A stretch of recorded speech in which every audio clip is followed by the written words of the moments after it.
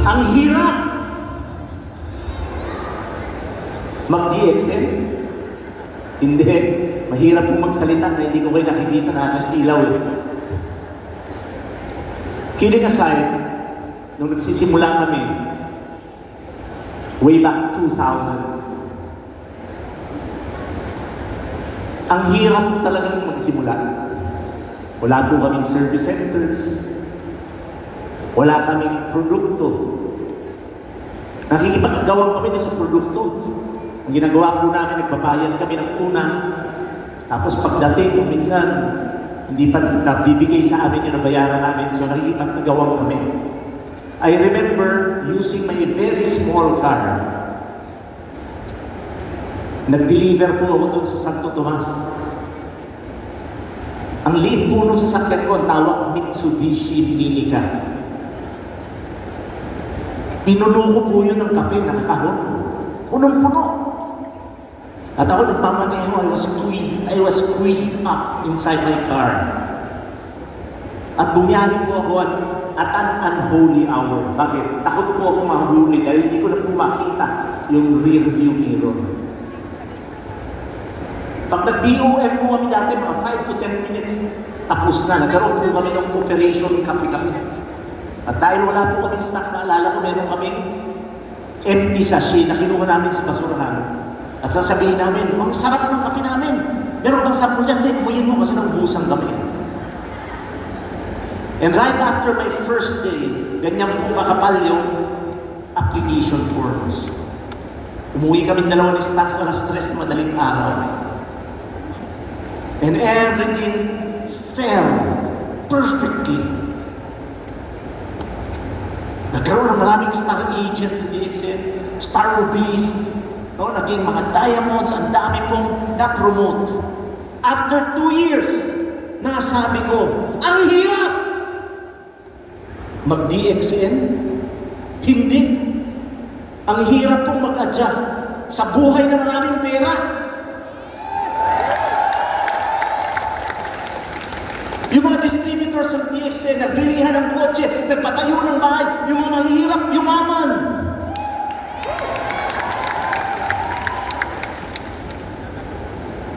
Nagkaroon po tayo ng multiple awards.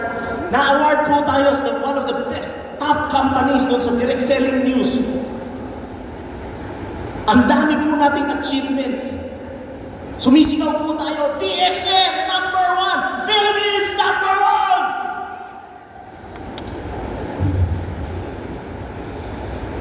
1! Na-award po tayo ng nung Certificate of Legitimacy by DTI. Ang dami pong na-award doon sa tawag dito, naging DSAC member po yung ating kumpanya. Marami po dito sa atin, naging Hall of Famers.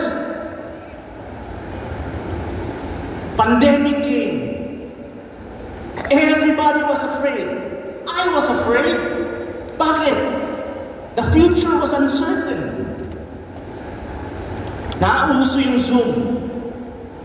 Nag-Zoom meetings kami. Imbis na baba yung benta, umakyat, umangat. Everybody was happy.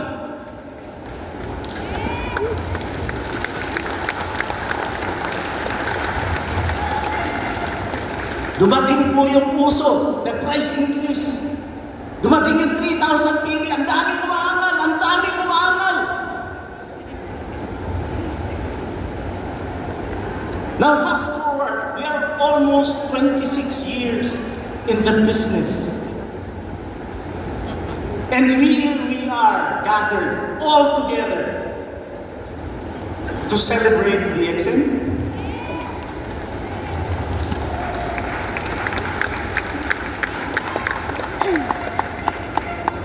Mga kapatid, nagkaroon po ng Crown Ambassador position. Sabi ng iba, napag-iwanan daw ako. It's never too late, my friends. I will become a Crown Ambassador next year. That's for sure. Mga kapatid, maraming nagsasabi sa akin, ang hirap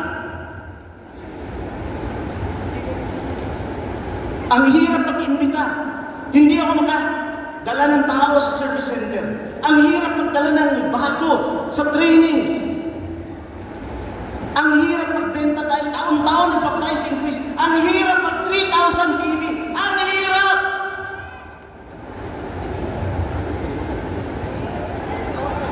Ano yung response ni Rakesh? Sabi nga ni Rakesh, really? Alam niyo, I was so touched by what my riding buddy told me. Kinikwento po niya yung distributor, somewhere in Cotabato. Yun exactly yung sinabi. Ang hirap, area sales coordinator, ang hirap mag-imbita. Ang hirap magdala ng tao. Hindi na kagaya noon! Alam niyo yung sagot ni Alan? Ilan ba na imbita mo kahapon?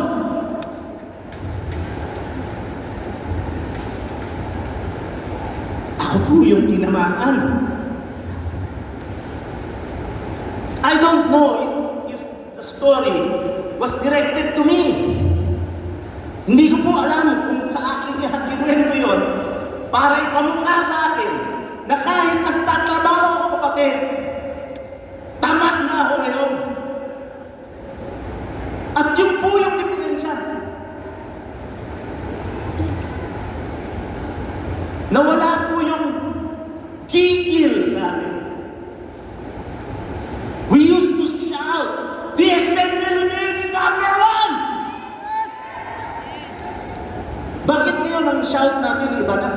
DXN number 1, DXN number 1, DXN number 1. A lot of people are comparing us to Peruanos. A lot of people compare us to Bolivianos, Mexicans.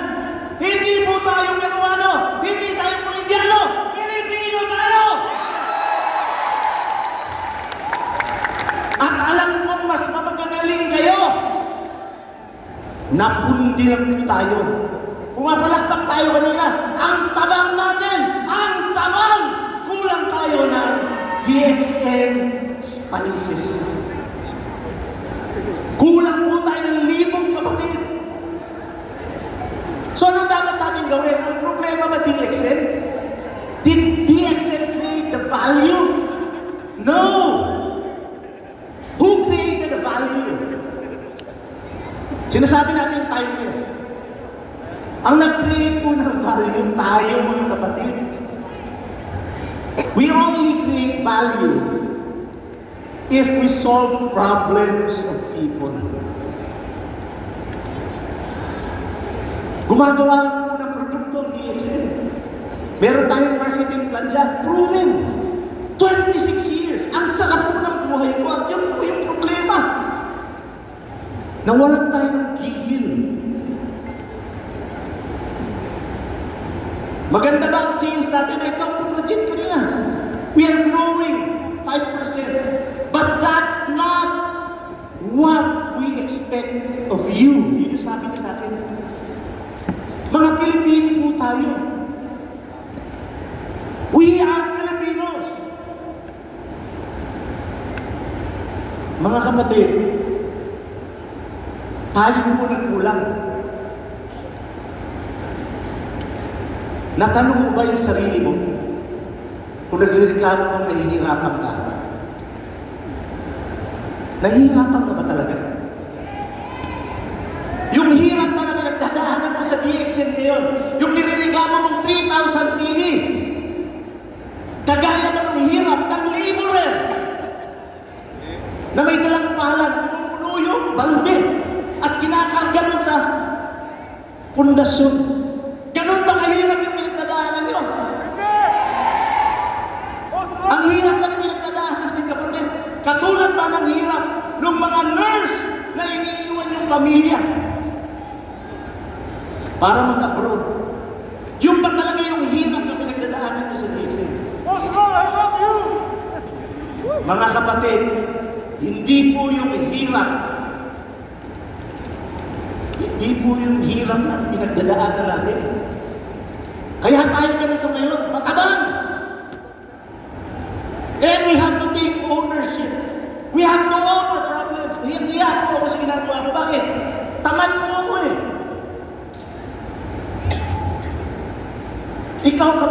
maligaya mo ako ngayon.